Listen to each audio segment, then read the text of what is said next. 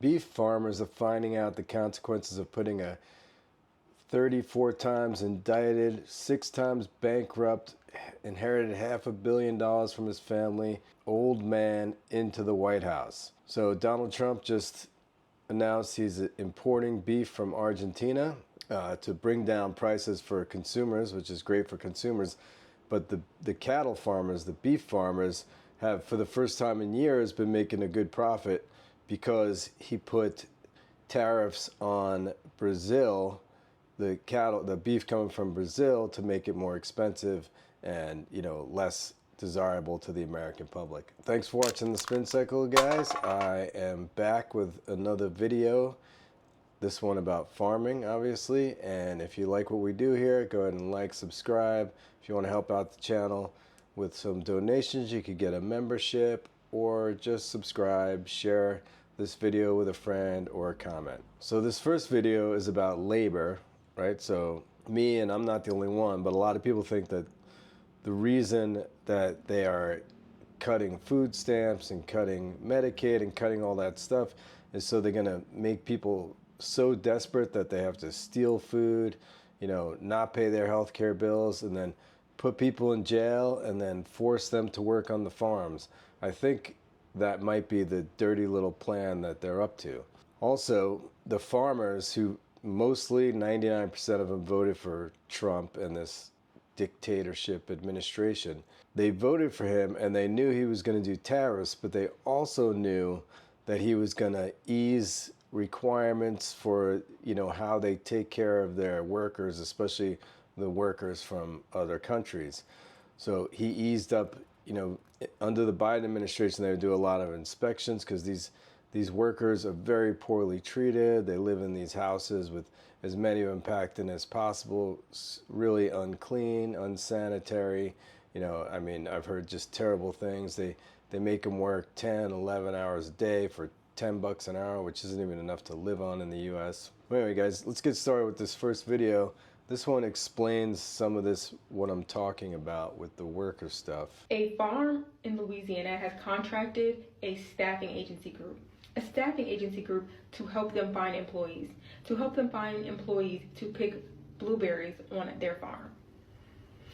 I wonder who these people voted for, and I wonder what happened to all their employees. But let's look at the criteria, the requirements for this employment. So this is a 3-month contract from May to July. You will be working 7 days a week. So you will work every day for 3 months. You will work 9 to 10 hours a day for $11 per hour. Americans won't willingly do that work. Town, city Not in 7 days a Louisiana, week. and it's in the 80s. So for 3 months straight, you're going to be working 7 days a week. You're going to work every day for 10 hours a day for $11 per hour. I see why they needed a staffing agency. We already know that this is a state, a town that went red, that voted for Trump.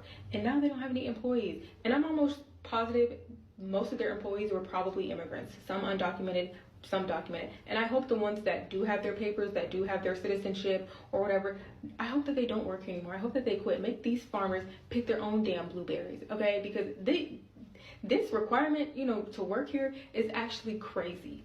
It's actually crazy, and nobody should have to work 7 days per week in 90-degree weather every freaking day for $11. That's crazy. Pick your own damn blueberries.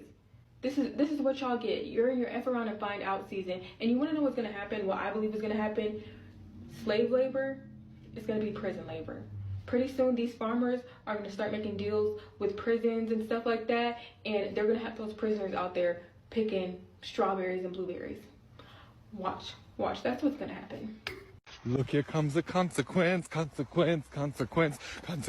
of my actions chasing me right now.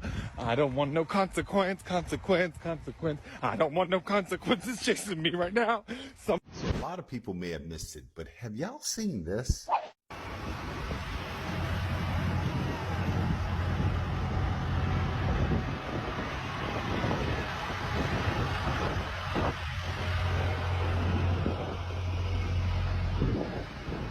So first, let me describe what you're seeing. What you are seeing is a protest by Maine farmers. These are people, by and large, who voted for and supported Donald Trump. While Kamala won the state of Maine, and she won it by not the margins that you would typically see when there was a clear difference between what Donald Trump was saying and what Kamala was saying, he won. Donald Trump won this specific district where there is a significant population of rural voters and farmers. So this is how the news in Maine explained this situation. The Department of Agriculture has angered those who work on small farms across the state. Political reporter Kate McCusker heard from Maine's farmers who gathered to protest in Augusta today. With some arriving on tractors and one even carrying a bucket of manure, today Maine farmers gathering to protest recent cuts by the Trump administration. So this here, if you don't know, is Caroline Leavitt, the mouthpiece for Donald Trump, and she is even more of a liar than Sarah Huckabee Sanders, the first mouthpiece, or Kayleigh McEnany, the other mouthpiece, who are all a bunch of liars. I mean, most press secretaries lie to an extent, but Trump's are like next level liars. So here she's going to tell everybody that Trump loves his farmers, but he loves the consumers too, and you know that's why he's going to. Here, I'll just play it for you. President loves our ranchers, and our ranchers love our president. And in fact, the president did a lot for them in his first term here. They are struggling because of the many horrible policies of the previous administration. President loves our ranchers, and he also loves American consumers, and he wants to do right by both. So the immediate solution to the problem of the rising cost of beef, President wants to bring that down, is we have to increase our supply. And so that's what he's doing with respect to these imports.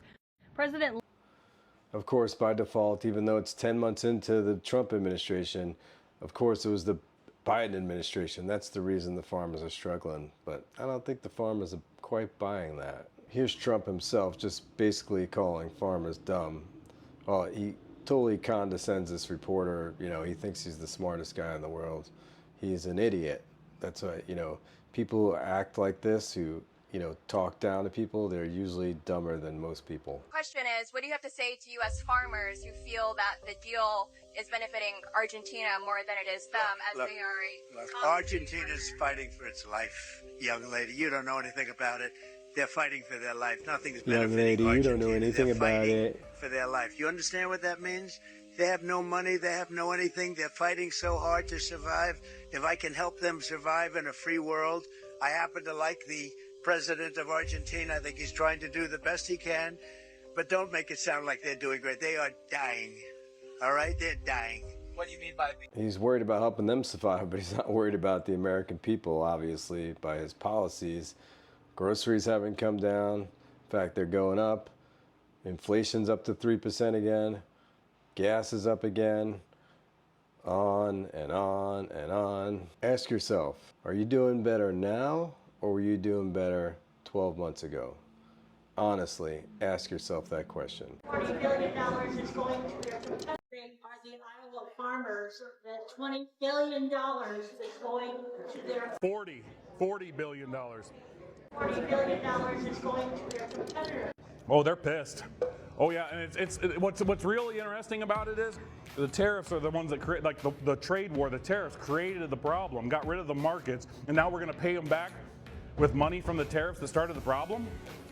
Doesn't make any sense, right? They're more pissed. Farmers they don't want a bailout. Farmers want fair markets. That's what they want. They want good, fair markets, and they had that until Trump got there and started doing what he's doing, creating trade wars, creating chaos in the marketplace, and now they're trying to figure out what to do. And then, like you said, giving $40 billion to Argentina, it's a slap in the face. What I'm seeing is, it's condensing down Iowa to these major metropolitan areas, so they have more land to farm on, so more of those big ag corporations are making money hand over fist, and the small farmers are getting out of the way. That's what it seems like. So again, we need to fight for small farmers. We need to fight for working class people to prevent what's going on. Everybody's wound up today because Trump says we're going to import all this beef from Argentina. We're going to lower our beef prices because the beef's too expensive here. And I thought I'd throw my 2 cents in. First of all, it's not really a new thing to import beef. We've imported beef in this country for a long time. What is new, however, is the government getting involved because of the prices and saying the beef prices are too high. We're going to make a deal. We're going to buy a bunch of beef from Argentina. and we're going to undercut the American farmers and ranchers who are finally making some decent money. And that's just, it's a socialist mindset, if you ask me. That's not what I've grown up thinking as an American market, you know, supply and demand. Where did that go? So that's it, guys. The Trump cartel they're taking away everybody's social services, SNAP, Medicaid, you know, any basic help you get from the government. They're gonna make you a slave to work on the farms, so they're deporting all the farm workers, so there's nobody left to do the work, and everybody who can't afford to live is just going to be a slave working on these farms 10, 11 hours a day, 7 days a week for $10 or $11 an hour, if they even pay you. And all the while, his family, you know, he's suing the government, his own government, for $230 million. So he's basically just grifting out of the treasury, $230 million. His family made over $3 billion since he's been back in office, not to mention what all his friends have made. It's just out of control.